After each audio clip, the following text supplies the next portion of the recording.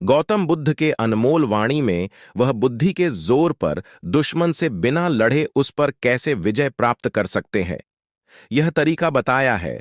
हिमालय की तराई वाले क्षेत्रों में दो बलशाली साम्राज्य थे। दोनों में बहुत बार लड़ाई होती थी, लेकिन यह साम्राज्य कोशी नदी के पूरब में तो दूसरा पश्चिम में था। अगर पूर्व में लड़ाई होती तो अपने इलाके से पूरब वाले पश्चिमी साम्राज्य को खदेड़ देते और पश्चिमी इलाके में पूर्व वाले हमला करते तो अपने भूमि से पश्चिमी साम्राज्य वाले पूर्व वालों को खदेड़ देते। कोसी नदी दोनों के बीच होने के कारण एक अविभाज्य सीमा रेखा थी। पूर्व के साम्राज्य वाले राजा को बेटा नहीं था और उसकी उम्र भी हो गई थी। उसको एक बेटी थी, वही उस राज्य की राजकुमारी थी। तो पश्चिमी इलाके में जो राजा था वह नौजवान था। कुछ समय बीतने के बाद पूर्व के साम्राज्य वाले राजा का निधन हो गया तो उसका उत्तराधिकारी राजकुमारी को बनाया गया। लेकिन राजकुमारी को राज्य का कार्यभार देने के कारण वहां के राज दरबारी न खुश थे। उनमें से बहुत से राज दरबारी पश्चिमी साम्राज्य से मिल गई। इसके कारण पश्चिमी साम्राज्य की ताकत बढ़ गई। वहां के राजा ने पूर्व के साम्राज्य पर हमला करने का फैसला किया। लेकिन पूर्व की राजकुमारी दिमाग से बहुत तेज थी। उन्होंने अपने सेवा में महिला बटालियन भी तैयार कर ली थी। कुछ दिनों बाद पश्चिमी साम्राज्य के राजा ने अपना दूत भेजकर राजकुमारी को कहा कि आपका साम्राज्य हमारे साम्राज्य में शामिल कीजिए, नहीं तो लड़ाई के लिए आपको तैयार रहना पड़ेगा। उस वक्त पूर्वी साम्राज्य की स्थिति कमजोर हुई थी, क्योंकि उनके बहुत से लोग पश्चिम साम्राज्य से मिले थे। इस वक्त लड़ाई करना ठीक नहीं है, यह राजकुमारी जानती थी। तभी उसने उस दूत के पास संदेश भेजा कि हमारी साम्राज्य के परंपरा के अनुसार हम किसी भी साम्राज्य में शामिल नहीं हो सकते, इसलिए हमारे सामने लड़ाई करने के सिवा कोई भी विकल्प नहीं है और लड़ाई में हमारे पास महिला बटालियन है। अगर लड़ाई में आप जीत गए तो इसका आपको कोई फायदा नहीं होगा, क्योंकि लोग कहेंगे कि महिला से जितना कोई बड़ी बात नहीं, लेकिन दुर्भाग्यवश अगर तुम हमसे हार गए तो सारी दुनिया में तुम्हारी इज्जत चूर चूर हो जाएगी। लोग कहेंगे इतना बड़ा साम्राज्य महिला के सामने परास्त हो गया और आप इतिहास में बदनाम हो जाएंगे। यह बातें सुनकर राजा सोच में पड़ गया। उसने मन ही मन में कहा, पूर्व की राजकुमारी ने बात तो सही कही है। उसके मन में एक डर सा बैठ गया कि अगर हम हार गए तो दुनिया से मिट जाएंगे।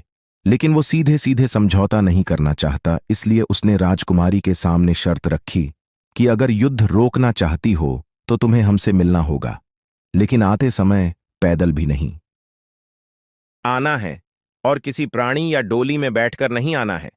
आते समय कोई वस्त्र भी पहनकर नहीं आना और खुले बदन भी नहीं आना। आते वक्त कोई भेंट वस्तु नहीं लाना और खाली हाथ भी नहीं आना। पश्चिम राज्य के राजा का पैगाम सुनकर पूर्व की राजकुमारी चिंतित और बेचैन हो गई, लेकिन कुछ समय बाद वह एकाग्र मन करके बैठ गई। एक महिला के लिए यह बहुत कठिन था, लेकिन वह राजकुमारी थी। सारे राज्य की जिम्मेवारी उसके कंधों पर थी। शांत मन से विचार करने के बाद राजकुमारी ने पश्चिम राज्य में जाकर शर्तों के साथ वन्हा के राजा को मिलने का फैसला किया। पर उसी वक्त राजा के सामने कुछ शर्तें रखी। राजकुमारी के अनुसार अगर उसने राजा की शर्त पूरी की तो राजा को वचन देना पड़ेगा कि वह पूर्वी राज्य पर कभी हमला नहीं करेगा। अगर आने वाले वक्त में पूर्वी राज्य पर कोई बाहरी आक्रमण होता है तो राजा को पूर्वी राज्य के पक्ष में युद्ध में उतरकर बाहरी आक्रमण से पूर्वी राज्य की रक्षा करनी पड़ेगी। और तीसरी शर्त, पूर्वी राज्य के बहुत से गद्दार पश्चिमी राज्य से मिले हैं, उन्हें बंदी बनाकर पूर्वी राज्य के हवाले कराना होगा।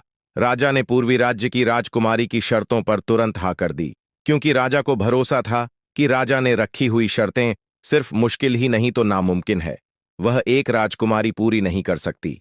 यह राजकीय पता था।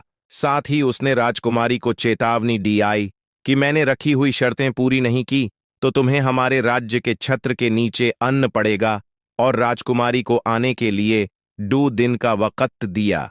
राजकीय शर्त के अनुसार उसे पैदल डोली या किसी प्रति के ऊपर नहीं जाना था, तो वह शाहमृग पक्षी पर बैठ गई। दूसरे शर्त के अनुसार कोई वस्त्र भी पहनना नहीं था और खुले बदनामी नहीं आना है, तो राजकुमारी अपने बदन पर जाली को इस तरह लपेटा की प्रक्रिया बदन ढक जाए। तीसरी शर्त के अनुसार राजकुमारी को कोई भेंट वस्तु भी नहीं लेनी थी और खाली हाथ भी नहीं आना था। इसलिए राजकुमारी ने अपने हाथों में कबूतर पकड़कर ले गई। वह राजा के सामने जाकर शाहमृग के ऊपर से उतर गई।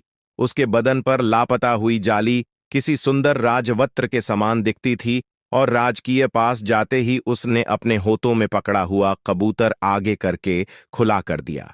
राजा के देखते ही और हाथ आगे करनी, पहले कबूतर उड़ गया। इसी तरह राजकुमारी ने पश्चिमी राजकीय सरों शर्तें पूरी की और अपने बुद्धिमान होने का परिचय दिया। एक असंभव को संभव करके राजकुमारी ने पश्चिम राज का दिल जीत लिया। राजा इस बात पर बहुत ही प्रसन्न हो गया और उसने तुरंत ही राजकुमारी की सारी शर्तें मंजूर कर ली। इस तरह राजकुमारी ने साथ में रहने वाले लेकिन वक्त पर पलटने वाले गद्दार को राजकीय मदरसे बंदी बनाकर अपने राज्य में लेकर आई। साथ ही पूर्वी और पश्चिमी राज्य की दुश्मनी हमेशा के लिए खत्म हुई और भविष्य में होने वाले हमलों से ही निश्चिंत हो गए। गौतम बुद्ध के अनुसार इस कहानी हमें यह सीख मिलती है कि आप बुद्धि के जोर पर हम अपने साथ में रहने वाले गुप्त दुश्मन, सामने से लड़ने वाले दुश्मन तथा भविष्य में आने वाले खतरे, इन सब को अपने बुद्धि से खत्म कर सकते हैं।